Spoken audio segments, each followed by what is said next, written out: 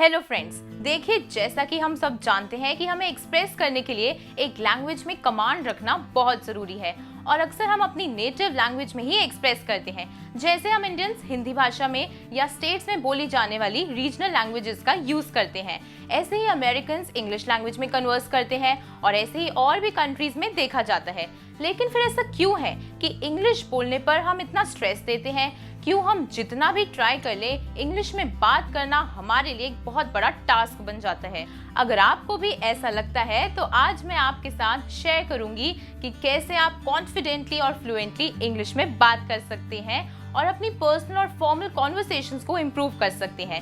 नमस्कार दोस्तों, मैं रिया स्वागत करती हूँ आपका प्रभात प्रकाशन के यूट्यूब चैनल में। अगर आप पहली बार हमसे जुड़े हैं तो हमारे चैनल को सब्सक्राइब जरूर कीजिए और क्लिक करिए बेल आइकन पर ताकि हमसे जुड़ी कोई भी वीडियो आपसे मिस ना हो। आपको ये वीडियो पसंद आए तो इसे लाइक भी जरूर करिएगा। देखिए, इंग्लिश में बात करना इसलिए जरूरी है क्योंकि इंग्लिश एक ग्लोबल लैंग्वेज है, यानी कि ये मैक्सिमम कंट्रीज में बोली जाती है। इसलिए जॉब इंटरव्यूज हो या ऑफिस प्रेजेंटेशंस, हर फॉर्मल प्लेटफॉर्म पर इंग्लिश में बात करना आपको आना चाहिए। ऐसा नहीं है कि आपको इंग्लिश में एक्सपर्ट बनना है या फैंसी और टफ वर्ड्स को यूज करना है। आपको इंग्लिश बेसिक से स्टार्ट करनी है।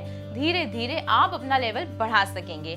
आप इंटरनेट पर कोई भी प्लेटफॉर्म यूज करते हैं या कोई ऐप यूज करते हैं तो उनका मीडियम इंग्लिश ही होता है और आप बहुत आसानी से उसे समझ भी लेते हैं, डेली लाइफ में यूज भी करते हैं। लेकिन जैसे ही बात आती है इंग्लिश में कॉन्वर्सेशन करने की, वहां आप अनकंफर्टेबल हो जाते हैं, कॉन्शियस हो जाते हैं, फ्लुएंटली नहीं बोल पाते, कॉन्फिडेंस की कमी महसूस होती है और एक डर बना रहता है कि कहीं हम कुछ गलत ना बोल दें और लोग हमारा मजाक ना बनाएं। तो क्या कोई तरीका है जिससे आप ये सारे प्रॉब्लम्स को फेस कर सकते हैं और इंग्लिश से दोस्ती कर सकते हैं? तो आप बिल्कुल सही जगह पर आए हैं। आज मैं आपके सारे डाउट्स क्लियर कर दूंगी। सबसे पहले जानते हैं कि इस प्रॉब्लम की जड़ क्या है। जैसे आप हिंदी में बात करते हैं या अपनी लोकल लैंग्वेज में बात करते हैं तो आपको बिल्कुल भी कोई इशू नहीं आता। आप कॉन्फिडेंस और फ्लुएंसी के साथ बोल पाते हैं और अपने थॉट्स इफेक्टिवली एक्सप्रेस कर पाते हैं। मगर इंग्लिश के केस में ऐसा नहीं होता। अक्सर लोगों के मन में ये गलत धारणा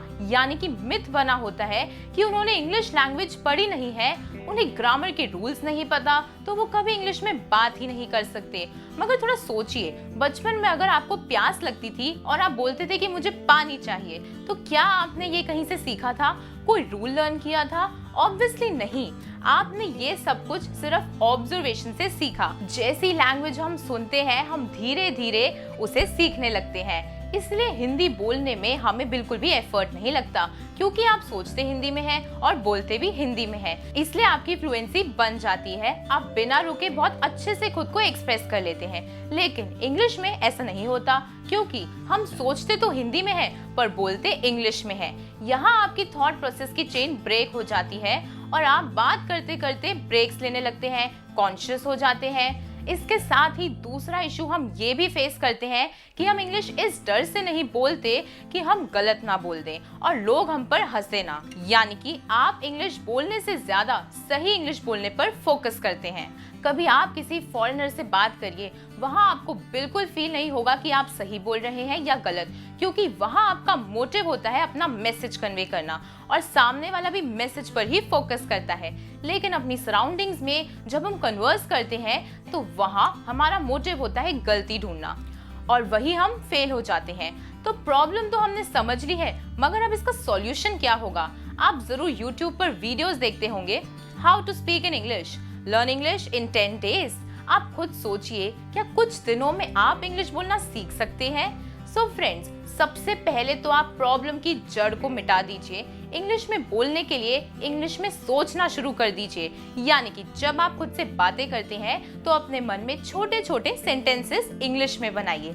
जैसे कि आप रात को सोने से पहले अपने नेक्स्ट डे का शेड्यूल बनाते हैं तो अपने मन में सोचिए, tomorrow I will wake up at 8 AM. I will do my routine morning task.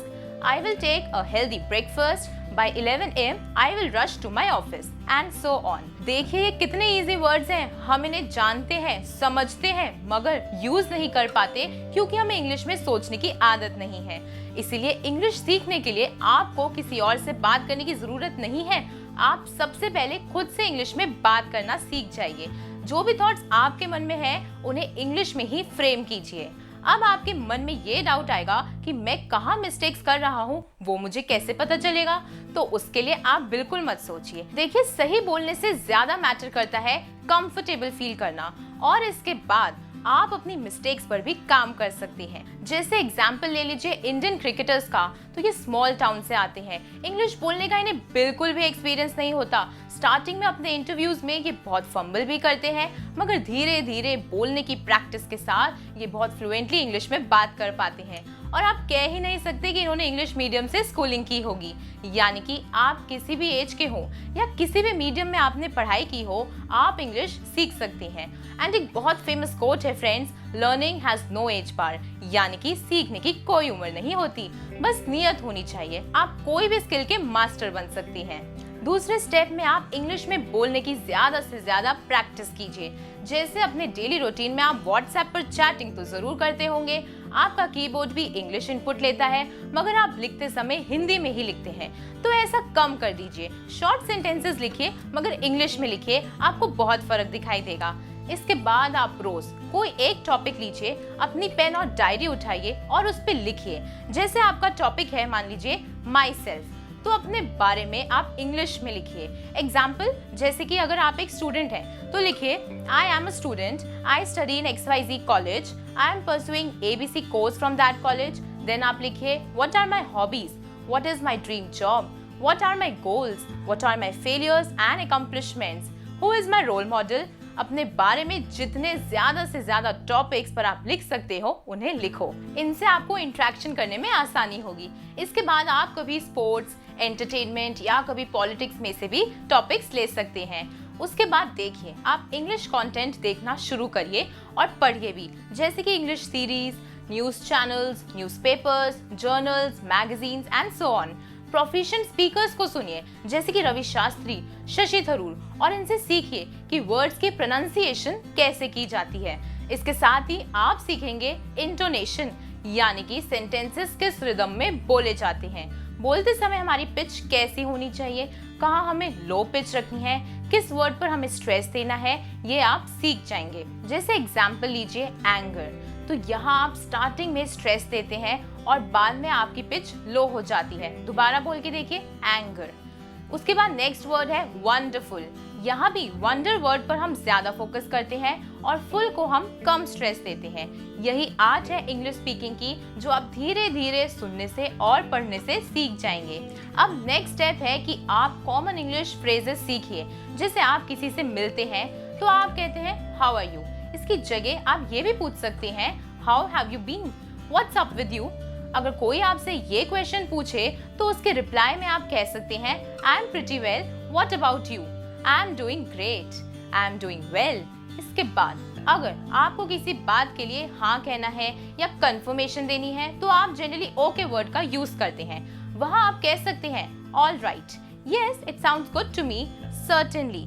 मान लीजिए अब आपको किसी की बात समझ नहीं आई तो आप कह सकते हैं can you please repeat that, can you say that again, I beg your pardon.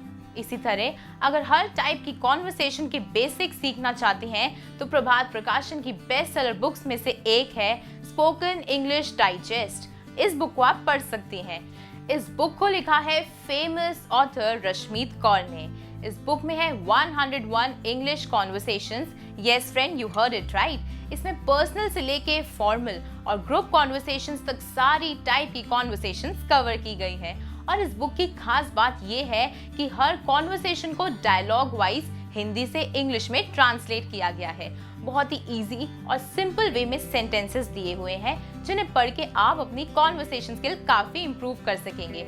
चलिए जल्दी से 101 कॉन्वर्सेशंस में से कुछ कॉन्वर्सेशंस मैं आपको अभी बताती हूँ। इन एन इंटरव्यू, उसके बाद है टेलीफोनिक कंप्लेंट्स, देन नेक्स्ट है गोइंग टू अ पार्टी, उसके बाद है inquiring about health, conversation between two friends related to their career choices, उसके बाद आती है conversation between two individuals about socialising via internet websites, conversation related to politics, और ऐसी और भी कई सारी कॉन्वर्सेशंस जिन्हें हम अपनी लाइफ में फेस करते हैं मगर लैक ऑफ एक्सप्रेशन और कॉन्फिडेंस की वजह से फ्लुएंटली नहीं कर पाते। आपको अगर इंग्लिश आती भी है तब भी आप इस बुक को पढ़ सकते हैं, क्योंकि इसमें आपको बात करने की सही टोन, सही expression, good choice of words भी पता चलेंगे। फॉर्मल कॉन्वर्सेशंस को कैसे आप लीड कर सकते हैं वो भी आप जान जाएंगे। सो फ्रेंड्स, मैं सजेस्ट करूंगी कि आप इस बुक को जरूर पढ़ें। आप जानेंगे कि बेसिक और रूटीन कॉन्वर्सेशंस में भी हम कहीं ना कहीं मिस्टेक्स जरूर करते हैं और हम कैसे उन मिस्टेक्स को इम्प्रूव कर सकते हैं, क्योंकि scope of improvement is always there. ये बुक आपको ऑनलाइन स्टोर जैसे फ्लिपकार्ट, Amazon या नजदीकी बुक स्टोर पर मिल जाएगी। नीचे डिस्क्रिप्शन में दिए हेल्पलाइन नंबर पर भी कॉल करके आप इसे आसानी से मंगवा सकते हैं। खुद भी पढ़िए और अपने फ्रेंड्स और फैमिली के साथ भी इसे जरूर शेयर करिए। आपको ये वीडियो पसंद आए तो इसे लाइक भी जरूर कीजिएगा। आपका एप्रिसिएशन हमारे लिए बहुत मायने रखता है। मिलते हैं जल्द ही एक नई वीडियो में एक नए इंटरेस्टिंग टॉपिक के साथ। तब तक अपना ख्याल रखिए, स्वस्थ रहिए और हमसे यूं ही मिलते रहिए। नमस्कार।